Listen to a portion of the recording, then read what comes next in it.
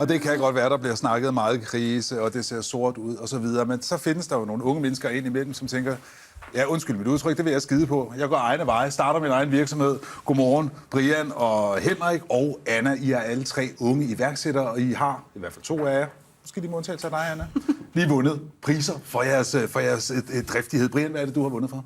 Fra årets våghals. Hvad betyder det? Det betyder, at for vores vedkommende i Early Bird, der er det fordi, vi gik ind på et marked, som har domineret nogle ret store spillere, med rigtig store mediehus i ryggen og store amerikanske virksomheder.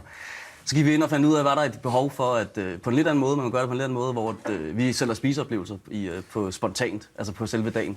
Der, hvor så kan man gå ind via jer, og så kan man købe sig ind på en restaurant billigere end hvad der ellers står på menukortet. Ja, så får man den samme menu, som man kan gå ned og få, men med en tredjedel skåret prisen. Og det kan vi gøre på den måde, fordi restauranten de går selv ind på selve dagen og udbyder, hvis de har nogle ledige borde. Sådan, så de ikke, så kan de gå ind og sige, okay, vi vil gerne sælge 2 borde i dag lidt billigere, så det ligesom bliver fyldt op på de sidste ledige borde, de har. Og det var der så nogle andre, man kender måske Street Deal og Groupon og sådan nogle store selskaber, som ligesom sælger rigtig mange værdibeviser. Men dem skal man så have hængende på køleskabet og vente på, at det ligesom kan blive brugt, eller sådan måske om 3 måneder. Så kan vi ind og lave den lidt andet. Det er nu og her. Ja, det er nu og her spontant på samme aften, og så kun med gode kvalitetsrestauranter. Og det var fordi, vi havde lidt andet behov selv for at gå ud og spise, så det var sådan lidt, om man kunne gøre det på en lidt anden måde, så det var måden, vi ligesom fik idéen. Så det var det, idéen kom fra. Ja. Anna, du fik en flot andenplads i kategorien hvad? I årets unge håb. Og for hvad? Hvorfor? Var du så nomineret til det? Jamen det var jeg, fordi at jeg har startet virksomheden Anaway, som hjælper ledige i job. Og det er sådan lidt anderledes, og det der også er anderledes, det er, at jeg er 21 år. Og har allerede startet selvstændigt. Derfor tror jeg, at jeg blev hvad er det, du gør? Jamen, jeg hjælper ledige til at lave jobskabelse og ikke jobsøgning. Hvad er forskellen?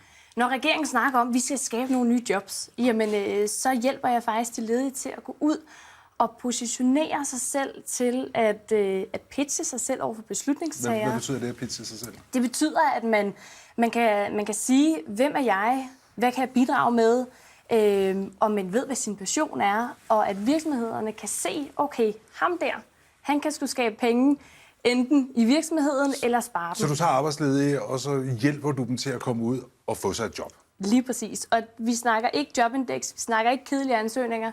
Vi snakker om at lægge nummer 1 på skrivebordet hos virksomhederne. Henrik, du vandt prisen som årets kriseknuser. Hvad betyder det? Jamen, jeg tror, at grunden til, at vi bliver nomineret, er, at vores koncept er, at vi sælger markedsføring på blogs.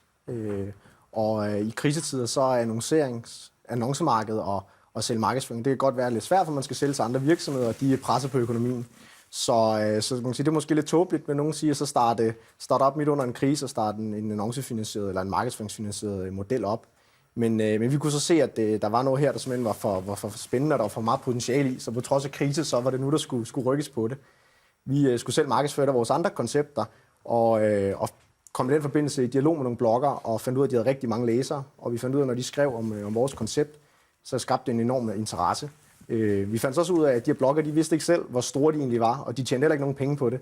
Og det kunne vi så se et stort potentiale i at hjælpe dem med at tjene penge på deres blog. Så I tager nogle af de bloggere, som rigtig mange mennesker følger, og siger, vi kan hjælpe jer til at tjene nogle penge på det her, ved at der kommer nogle annoncer ind på jeres blogs? Ja, annoncer blandt andet, men også bloggerne går ud og skriver om produkter, ambassadører for produkter, og på den måde arbejder dybere sammen med virksomheden end bare en annonce.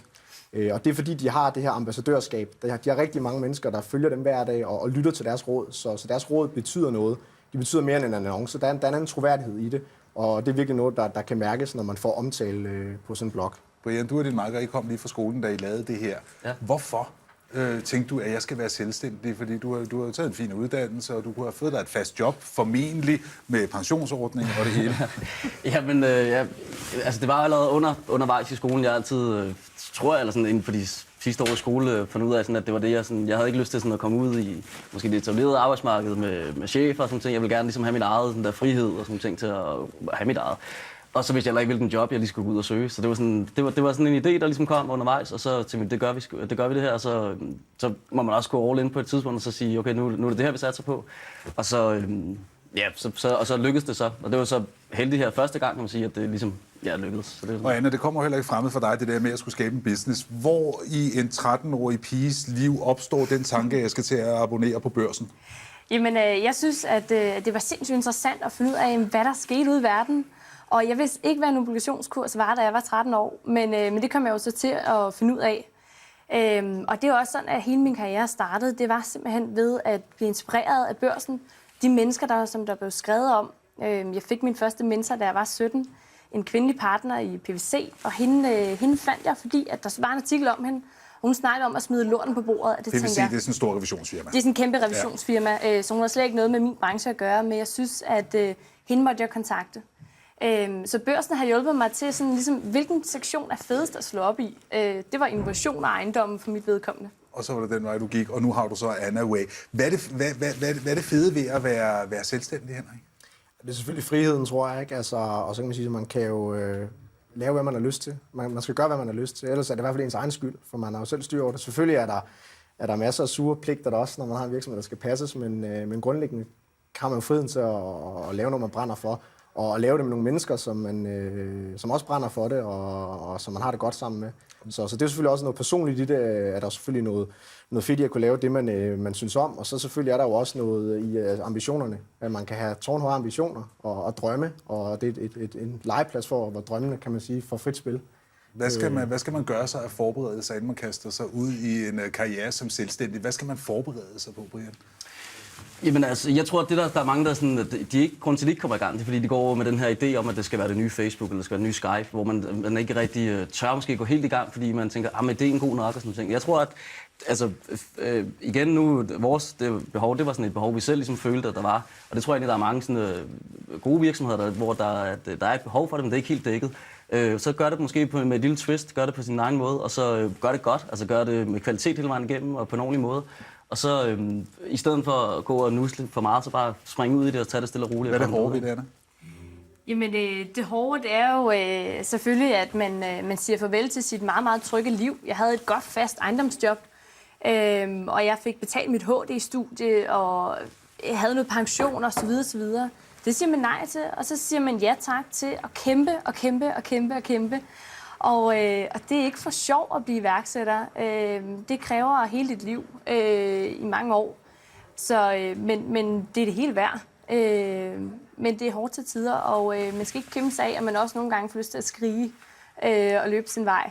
Men man bliver ved, fordi at man tror på det. Der er jo ikke nogen sikker løn, fordi der er ikke en SU for iværksættere, altså hvor man lige får betalt huslejen fra det offentlige. Nej, og hvad kan man sige, nu når jeg sidder med de her ledige, som egentlig nogle gange kommer og siger, men jeg kunne godt tænke mig at blive iværksætter, hvad kan jeg gøre?